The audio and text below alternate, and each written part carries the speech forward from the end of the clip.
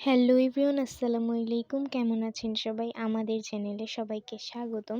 তো আজকে আমরা আপনাদের জন্য নিয়ে এসেছি বড়ইয়ের আচারের একদম সহজ থেকে সহজ রেসিপিটা।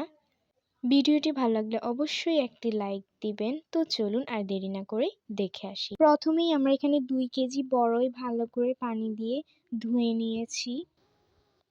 একটি হাঁড়িতে পরিমাণ মতো সরিষার তেল দিয়ে দিয়েছি।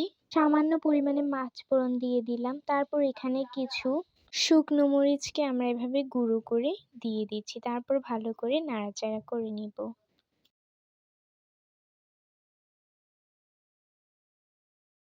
তারপর এখানে আমরা বড়ইগুলোকে দিয়ে দিব। একে একে সবগুলো বড়ই দেওয়া হয়ে গেলে এখন আমরা এটাকে ভালো করে নেড়ে চেড়ে নিচে যেই তেলটা দিয়েছিলাম আমরা ওইটার সাথে ভালো করে মিশিয়ে নিব।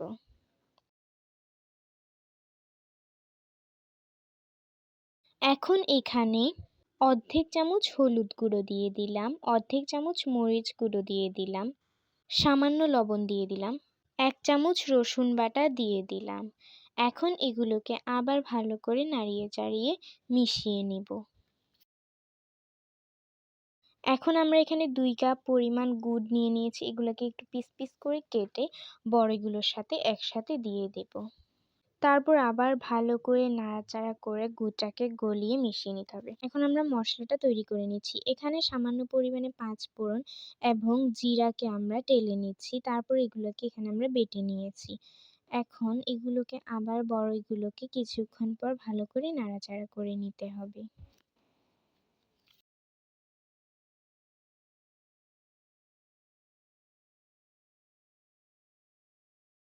নাড়াচাড়া করা হয়ে গেলে এখানে যে আমরা মশলাটা বেটে রেখেছিলাম ওইগুলো সবগুলোই দিয়ে দিব। এখানে আমরা দিয়ে আবার ভালো করে নেড়েচেড়ে মিশ্রণটার সাথে মিশিয়ে নিতে হবে।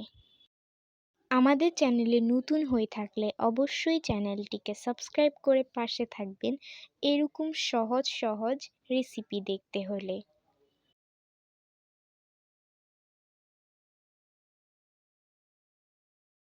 দেখতেই পেলেন কত সহজভাবে আমাদের এই বড়ই আচারটা তৈরি হয়ে গেল।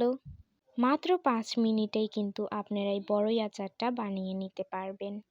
এটা খেতে কিন্তু অনেক অনেক সুস্বাদু হয়েছিল। আপনারা অবশ্যই বাসায় একবার ট্রাই করে দেখবেন। ভিডিওটি ভালো লাগলে একটি লাইক দিয়ে দিবেন। আল্লাহ হাফেজ আজকের মতো।